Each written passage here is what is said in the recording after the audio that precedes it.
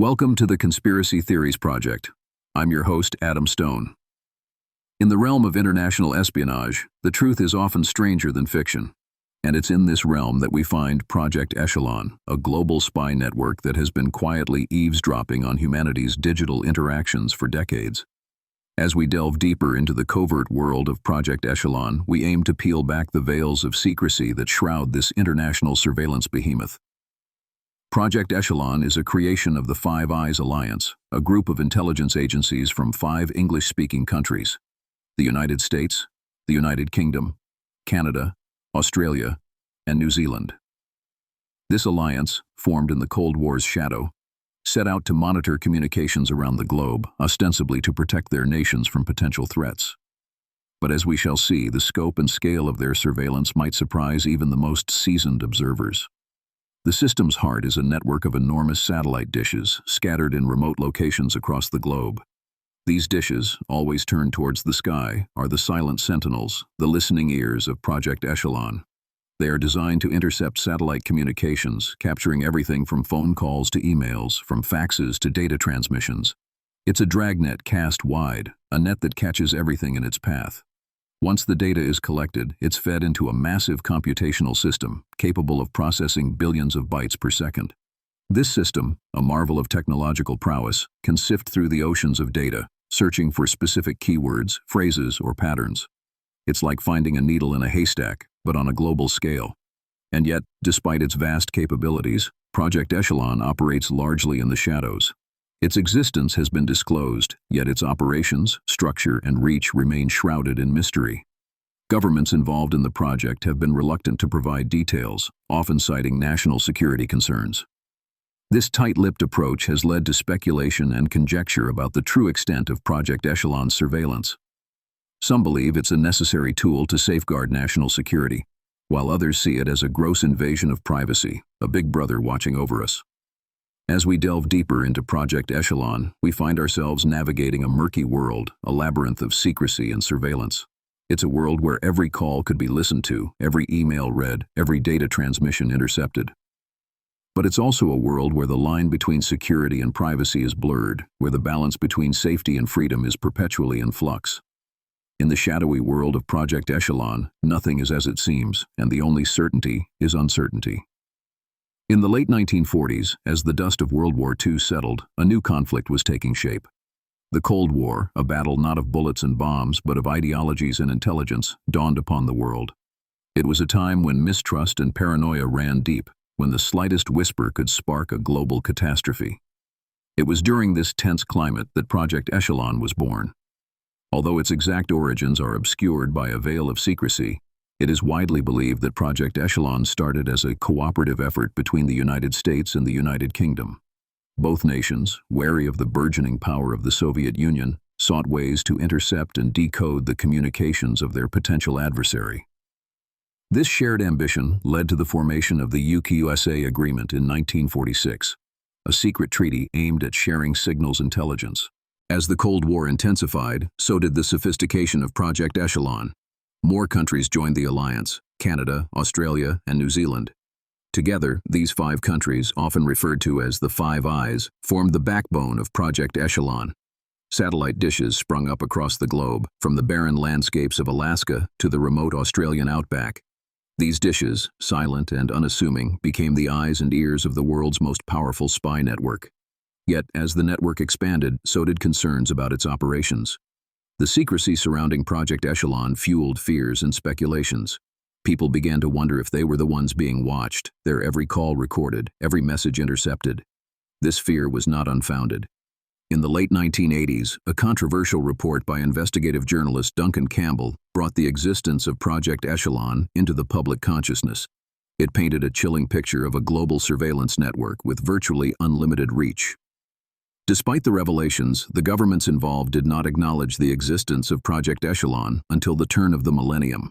Even then, they provided little insight into its workings, further stoking the mystery surrounding this covert operation. In the following decades, the world changed dramatically. The Soviet Union collapsed, the internet revolutionized communication, and terrorism emerged as a new global threat. Yet through it all, Project Echelon continued to evolve and adapt. Its original mandate, to spy on potential adversaries during the Cold War, had now morphed into a complex web of surveillance, encompassing not just hostile nations, but potentially anyone, anywhere in the world. The balance between national security and individual privacy was, and continues to be, a contentious issue, a debate that lies at the very heart of Project Echelon. At the helm of this covert operation are a host of key figures, agencies, and groups whose actions and decisions have shaped Project Echelon's trajectory. First and foremost, the Five Eyes Alliance, consisting of the United States, the United Kingdom, Canada, Australia, and New Zealand, has been the primary driver of the project. The alliance's intelligence agencies, the National Security Agency, NSA in the US, the Government Communications Headquarters, GCHQ in the UK, the Communications Security Establishment, CSE in Canada, the Australian Signals Directorate, ASD, and the Government Communications Security Bureau, GCSB in New Zealand, have all played crucial roles in its operation. Within these agencies, a myriad of individuals have contributed to the project, many of whose names remain undisclosed due to the classified nature of the operation. However, some names have surfaced in connection with Echelon. Men with Hill Station in the UK, the largest electronic monitoring station in the world, has been linked to both the NSA and GCHQ, with American NSA employees reportedly working alongside British GCHQ staff. Investigative journalist Duncan Campbell, who first exposed Project Echelon's existence, is another key figure. Campbell's reports provided the first public glimpse into the network's expansive reach, sparking global debate and concern over privacy rights and government surveillance. Among the information Campbell revealed were details about Margaret Newsham, a former Lockheed Martin software designer. Newsham had worked on a program called Silkworth at Menwith Hill, which was reportedly part of Project Echelon. She became a whistleblower in the late 80s, alleging that the network was being used for extensive domestic and international eavesdropping, a claim that ignited significant controversy. Finally, there are the countless unnamed analysts, operatives, and technicians working behind the scenes, sifting through vast amounts of intercepted communication. These individuals, cloaked in secrecy, are at the very heart of Project Echelon's operation. These agencies, individuals, and groups are part of a complex puzzle, each piece contributing to a larger picture of global surveillance. Yet, there is still much we do not know about the inner workings of Project Echelon and the people involved. The mystery continues to deepen, wrapped in layers of secrecy, intrigue, and speculation. The true extent of Project Echelon's reach remains hidden, a shadowy network connecting nations, agencies, and individuals in a global web of surveillance. The unveiling of Project Echelon was not a singular event, but rather a slow, crawling revelation that unfolded across decades, with investigative journalists, whistleblowers, and leaks playing crucial roles in bringing its existence to the public eye. In 1988, the first significant clue came when Margaret Newsham decided to break her silence. As a former Lockheed Martin software designer who worked on the Silkworth program, Newsham was privy to the inner workings of Project Echelon. She alleged that the network was being used for wide-scale domestic and international eavesdropping. Her claims caused a stir, but without substantial evidence, they were largely dismissed as conspiracy theories. However, the tide began to change in 1996 when investigative journalist Nikki Hager published a book titled Secret Power: New Zealand's Role in the International Spy Network. Hager, who had extensive contacts within New Zealand's intelligence community, exposed the existence of the Waihopai Station, a facility run by the GCSB and linked to Project Echelon. His book added credibility to Newsham's earlier allegations and brought the topic to the forefront of public consciousness. The following year, in 1997, investigative journalist Duncan Campbell published his report, Interception Capabilities 2000, which added fuel to the growing fire of suspicion. His writings detailed the extent of Project Echelon's reach, sparking a global debate on privacy rights and government surveillance. The most damning evidence, however, emerged in 1999. A report commissioned by the European Parliament, known as the STOA report, confirmed the existence of Project Echelon. It detailed how the surveillance network functioned and its capability to intercept communications on a global scale. The revelations sent shockwaves around the world, forcing governments and international bodies to address the reality of a global spy network. Yet even with these disclosures, much of Project Echelon remained shrouded in secrecy. A number of questions lingered, such as the extent of its operations, the full list of agencies involved, and the specifics of its data analysis techniques. Despite the mounting evidence, official acknowledgement from the governments involved remained elusive, further cloaking Project Echelon in layers of intrigue and mystery. Each revelation about Project Echelon has illuminated a fragment of the truth, casting light on an otherwise shadowy network. Yet, much like a puzzle with missing pieces, the complete picture remains elusive.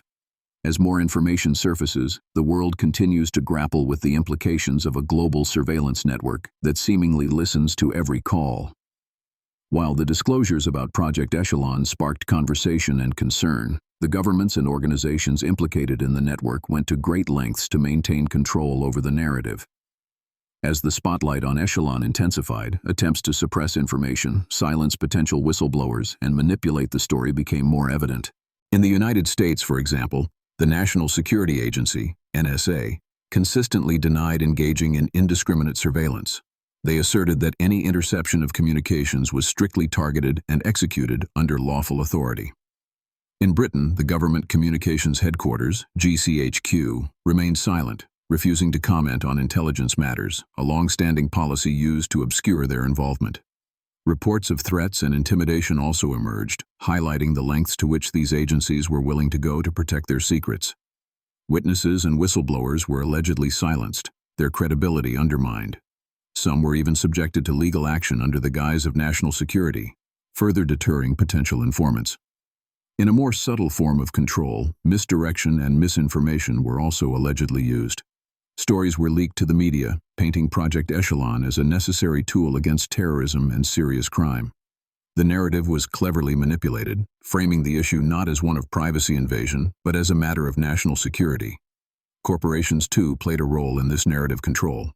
Telecommunications companies, who were essential to the operation of Project Echelon, often denied any involvement. Their complicity was hidden behind a veneer of innocence, their actions justified as compliance with legal obligations. International institutions were not immune either. The European Union, despite initial concerns, ultimately concluded that there was no evidence of Echelon being used for economic espionage, despite contrary reports. This decision was seen by some as a political move to avoid straining relations with the United States. These suppression and control efforts have been effective in maintaining a veil of secrecy around Project Echelon. The narrative has been cleverly steered away from intrusive surveillance and toward justifiable intelligence gathering. Despite mounting evidence and growing public concern, the clandestine nature of the network has proven difficult to penetrate. The full extent of Project Echelon's operations, its true capabilities, and its implications for privacy and freedom remain shrouded in mystery. Yet despite the threats and intimidation, there were those brave enough to defy the silence.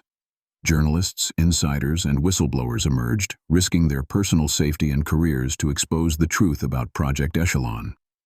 One of the foremost figures in this resistance was Duncan Campbell, a British investigative journalist who has spent decades uncovering the secrets of global surveillance. Campbell first alerted the public to the existence of Project Echelon in a landmark report in 1988. His work exposed the scale of the operation and its potential for abuse, sparking public outrage and political scrutiny. However, his revelations also attracted the attention of authorities, and he has reportedly faced harassment and legal threats ever since. Then there was Margaret Newsham, a former Lockheed Martin employee who worked on Echelon-related projects. Newsham blew the whistle on the operation in the late 1980s, revealing its capability to intercept not just military and diplomatic communications, but also private phone calls and emails. She testified before Congress, further validating Campbell's claims and giving momentum to calls for investigation. Newsham paid a heavy price for her courage, losing her job and facing a long, difficult struggle for justice. Around the same time, Wayne Madsen, a former intelligence officer with the National Security Agency, also turned whistleblower. Madsen corroborated many of Newsham's claims and added his voice to the growing chorus of dissent. His career in government intelligence ended, and he has since dedicated his life to investigative journalism, persistently challenging the secrecy surrounding Echelon. Then, in the new millennium, came Edward Snowden. His leaks in 2013 confirmed what Campbell, Newsham, and Madsen had been saying for years. The vast, indiscriminate surveillance capabilities of intelligence agencies, their disregard for privacy rights, and the complicity of telecommunications companies. Snowden's revelations provoked global condemnation, but they also made him an enemy of the state. Facing espionage charges, he was forced into exile, where he remains to this day. These individuals, and others like them, have made enormous personal sacrifices to bring the truth about Project Echelon to light. They have endured intimidation, professional ruin, and even exile, all in the name of defending the right to privacy. Their courage has contributed to our understanding of Project Echelon, and their stories serve as a stark reminder of the risks faced by those who dare to challenge the secrecy of the global surveillance apparatus. While the testimonies of whistleblowers have been vital in shedding light on Project Echelon, recently declassified documents have also played a significant role in corroborating their claims. One such document, the 2001 European Parliament report, delivered a devastating critique of Echelon. Authored by British politician Glyn Ford, the report concluded that Echelon did exist and was capable of intercepting virtually any form of communication, confirming what whistleblowers had been saying for years. The report also raised serious concerns about the lack of oversight and legal restrictions on the use of Echelon, calling for immediate remedial measures to protect citizens' privacy rights. This public condemnation by a respected international body was a significant breakthrough, and it fueled further debate about the legality and ethics of mass surveillance. Another crucial piece of evidence came in the form of a document leaked by Edward Snowden, classified as top secret, comment, no foreign. This 2012 document revealed the existence of a program called Dishfire, a system designed to collect and analyze text messages worldwide. According to the document, the program was capable of processing pretty much everything it can, confirming the indiscriminate nature of global surveillance operations. The document also revealed that the National Security Agency had partnerships with other countries, indicating that Project Echelon was indeed a global endeavor. Though the document didn't mention Echelon by name, it confirmed many of the whistleblowers' claims about the scope and scale of surveillance operations. In addition to these documents, other pieces of evidence have kept the debate around Project Echelon alive. One is the existence of the Five Eyes Intelligence Alliance, which includes the United States, the United Kingdom, Canada, Australia, and New Zealand. The members of this alliance have been long suspected of collaborating on global surveillance operations, and the revelations about Echelon have only added fuel to these suspicions. Then there are the massive data centers, such as the one in Bluffdale, Utah, built by the National Security Agency. The sheer size of these facilities, the Bluffdale Center alone is estimated to store exabytes of data, provides tangible evidence of the massive scale of data collection activities, underlining the reality of a global surveillance network that is constantly listening.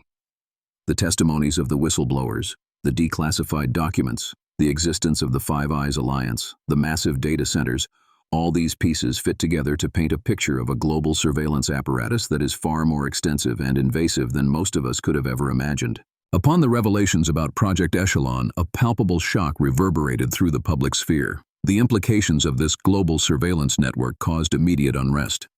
The notion that every call, every text message, every byte of data transmitted could be monitored and analyzed was a chilling prospect. Privacy, a fundamental right in democratic societies, appeared to be on the brink of extinction. News outlets across the world scrambled to cover the story, the controversy of Project Echelon making front-page headlines. The media, usually the watchdog for government overreach, found itself equally under the scope of this surveillance network. Journalists expressed concern about the potential chilling effect on their work. The possibility of sources drying up out of fear of reprisal or exposure was a serious concern, as was the potential for manipulation and control of the media narrative by intelligence agencies. In the political arena, reactions were mixed. Some politicians condemned the project, calling for immediate investigations into the legality and ethics of such a widespread surveillance program.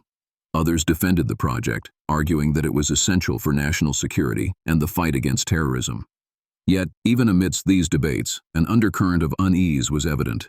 The power and reach of Project Echelon had unveiled a new, darker side of the intelligence community, one that many were not prepared to confront. As the news spread, public trust in governments and their intelligence agencies began to crumble. A feeling of betrayal swept across nations. The idea that our own governments could be spying on us without our knowledge or consent was more than just unnerving. It was a violation of the social contract that underpins our democracies. This breach of trust sparked protests in several countries, with citizens demanding transparency, accountability, and an end to mass surveillance.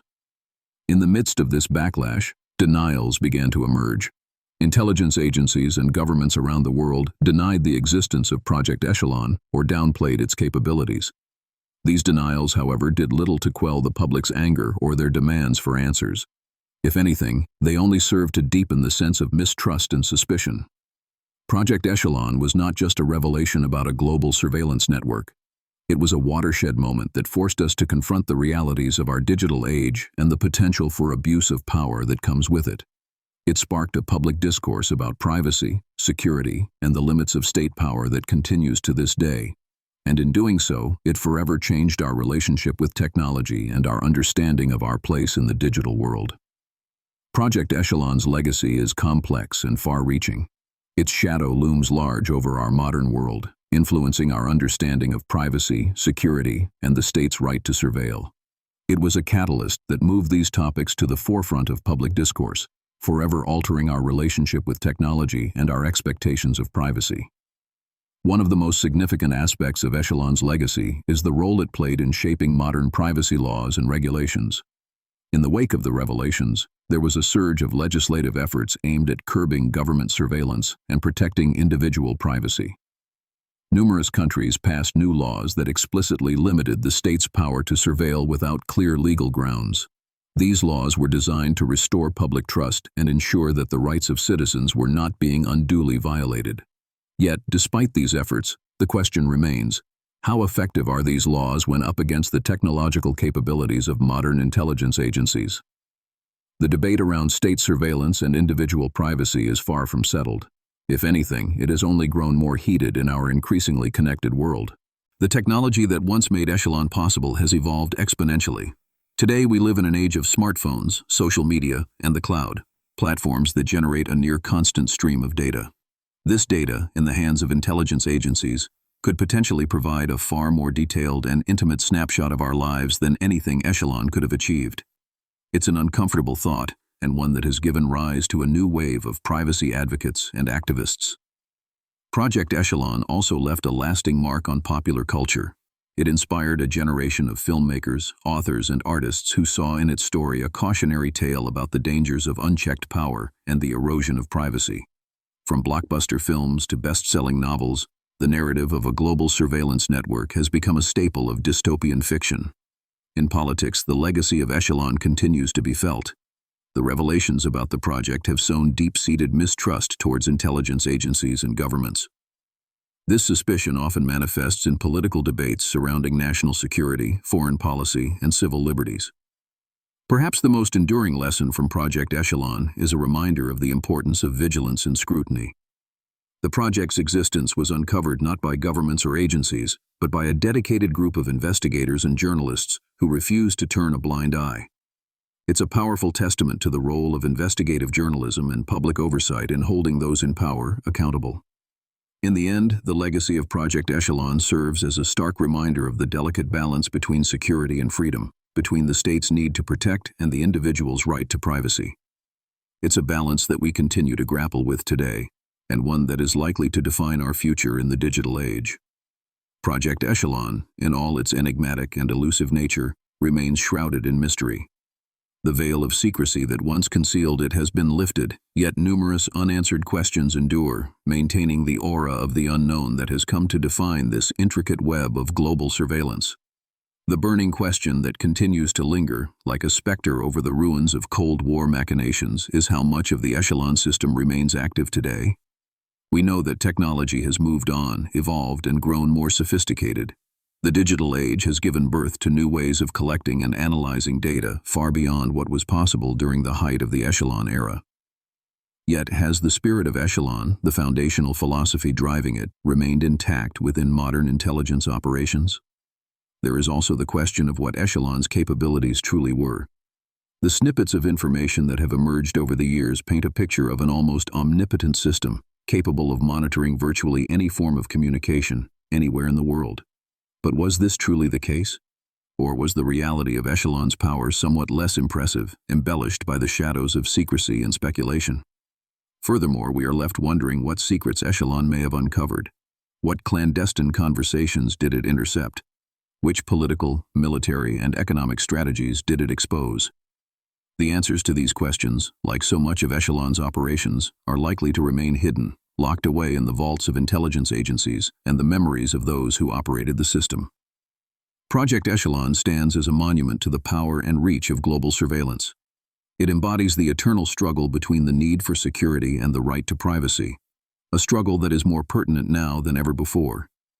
As we navigate the digital age, the lessons from Echelon continue to resonate, reminding us of the potential for technology to be used as a tool for both protection and intrusion. The story of Echelon, with all its intrigue and mystery, serves as a stark reminder of the power that lies in the hands of intelligence agencies. It is a testament to the lengths that governments may go to safeguard their interests, and a cautionary tale about the potential erosion of individual privacy in the face of state security. It is a narrative that will continue to captivate and caution us as we delve deeper into the digital age, forever questioning what lies beyond the veil of secrecy. Thanks for listening. This has been the Conspiracy Theories Project. If you enjoyed today's episode, be sure to follow us wherever you listen to podcasts. And if you'd like to support the show, subscribe to the Forbidden Knowledge Network on Patreon. Subscribe now.